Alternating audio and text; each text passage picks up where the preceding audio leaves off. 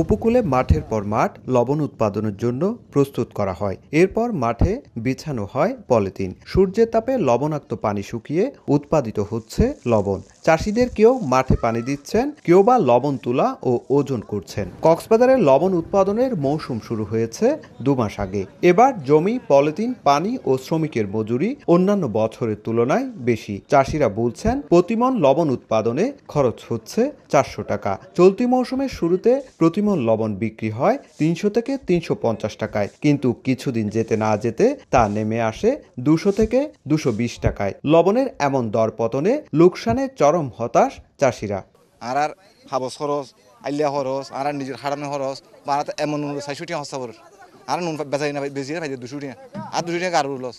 অতীতে মাঠ পর্যায়ে লবণের এমন দরপতন হয়নি বলছে কক্সবাজার লবণ চাষী ও ব্যবসায়ী সংগ্রাম পরিষদ। সংগঠনটির নেতাদের দাবি, মাঠ পর্যায়ে লবণের দাম কম হলেও বাজারে প্যাকেটজাত লবণের দাম কমেনি। মিল মালিকরা সিন্ডিকেট করে দেশীয় এই শিল্প ধ্বংস করার ষড়যন্ত্র করছে।